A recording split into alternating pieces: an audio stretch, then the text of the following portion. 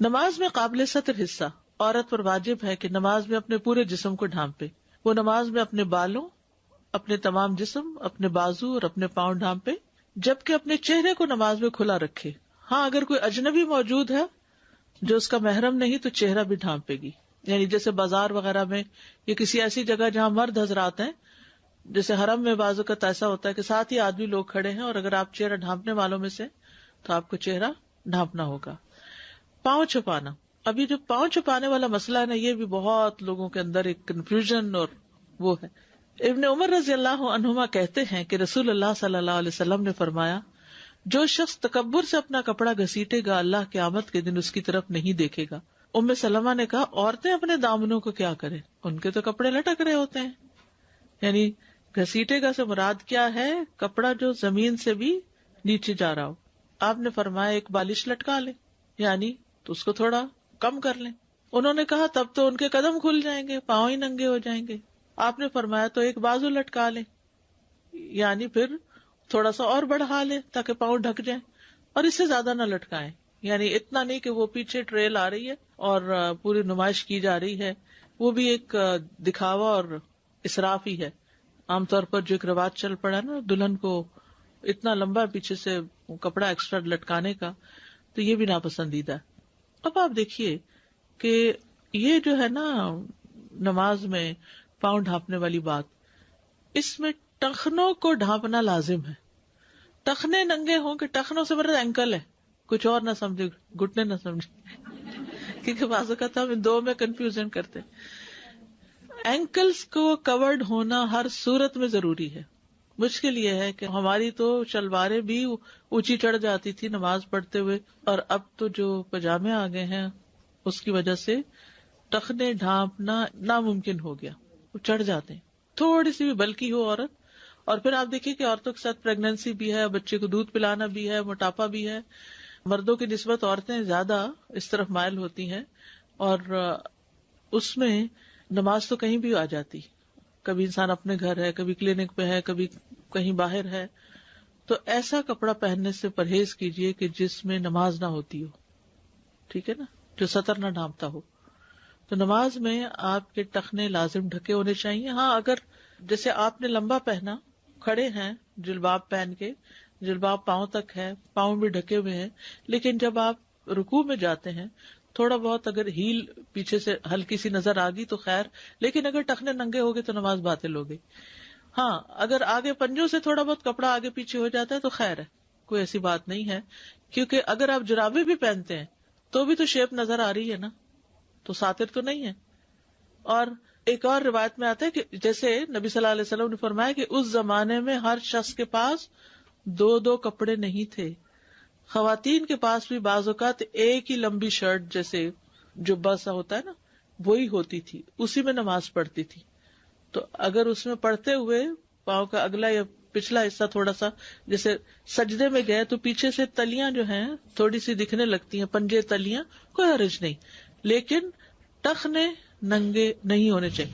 اس میں آپ دیکھیے مردوں کے لیے ٹخنے ڈھکے نہیں ہونے چاہیے، عورتوں کے لیے ٹخنے ننگے نہیں ہونے چاہیے.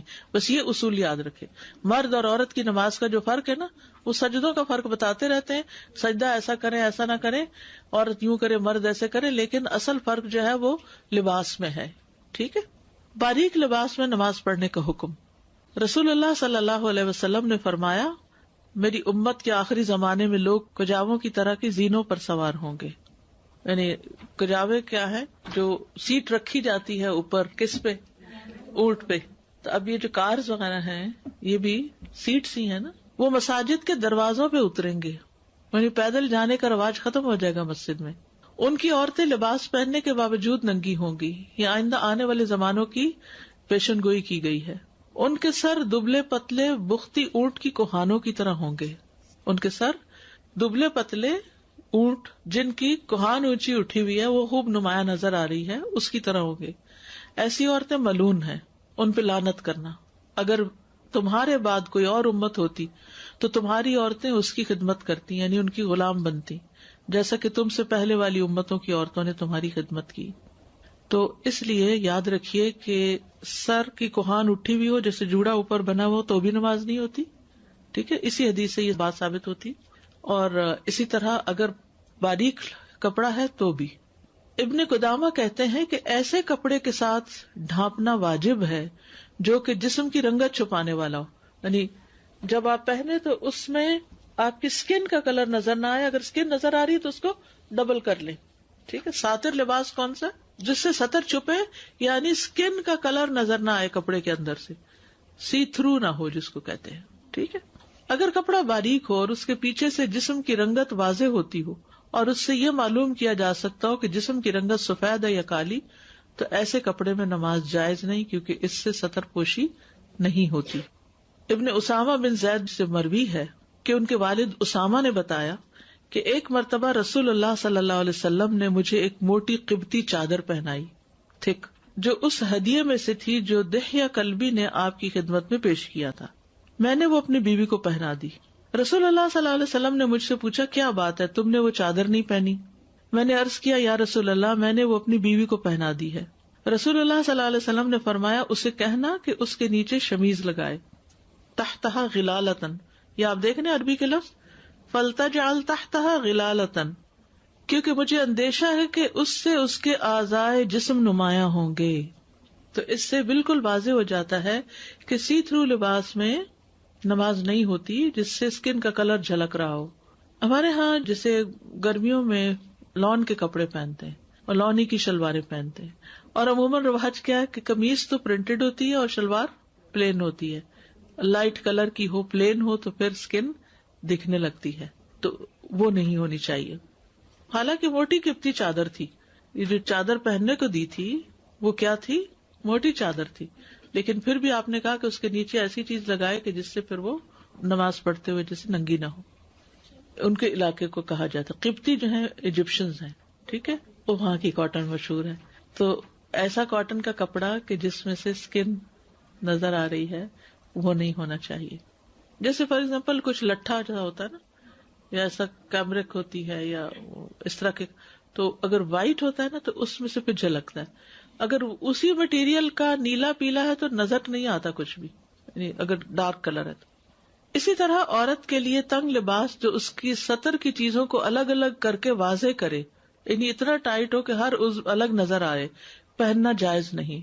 یعنی نماز میں پھر ٹائٹ پینٹس اور اسکن ٹائٹ پجاماز وہ پہن کے، اور بعض اوقات آپ نے دیکھا ہوگا مسجد میں کبھی کبھی ایسا سین نظر آتا ہے کہ اوپر گاؤن یا کوئی چیز نہیں ہوتی یا دوپٹہ لمبا نہیں ہوتا، تو جب رکوع کرتے ہیں تو پیٹھ پوری نظر آ رہی ہوتی ہے، جب سجدے میں جاتے ہیں تو اور بھی زیادہ ہر چیز الگ الگ نظر آنے لگتی ہے. شیخ صالح الفوزان نے کہا، وہ تنگ لباس جو جسم کے اعضاء کو واضح کرتا ہو اور عورت کے جسم کو واضح کرتا ہو، اس کے کولے کو اور اس کے جسم کے اعضاء کو الگ الگ کر کے واضح کرتا ہو، اس لباس کا پہننا جائز نہیں. تنگ لباس نہ مردوں کے لیے پہننا جائز ہے نہ عورتوں کے لیے. مرد بھی اتنا ٹائٹ نہ پہنے کہ بالکل ہی وہ ہر چیز الگ الگ نظر آئے. لیکن عورتوں کا معاملہ زیادہ سنگین ہے، کیونکہ ان کے بارے میں فتنہ بھی زیادہ سنگین. یعنی مرد اگر ٹائٹ پہن بھی لے تھوڑا تو اس سے اتنا فرق نہیں پڑتا، لیکن عورت جب ٹائٹ پہنتی تو اس کا حسن نمایاں ہو جاتا ہے، اٹریکشن زیادہ ہو جاتی ہے. جہاں تک خود نماز کے مسئلے کا تعلق ہے، جب انسان نماز پڑھ رہا ہو تو اس لباس سے اس کے پردے کے مقامات چھپے ہوئے ہوں تو اپنی ذات میں اس کی نماز صحیح ہے. لیکن جو تنگ لباس میں نماز پڑھے گا وہ گناہگار ہوگا، کیونکہ لباس کے تنگ ہونے کی وجہ سے وہ نماز کی شرائط میں سے کسی شرط میں خلل ڈال رہا ہے. یہ تو ایک پہلو ہے. دوسرے پہلو کے لحاظ سے ایسا کرنا فتنے کی طرف بڑھانے والا ہوگا اور لوگوں کی نظریں اس کی طرف اٹھیں گی، خصوصاً عورت کی طرف.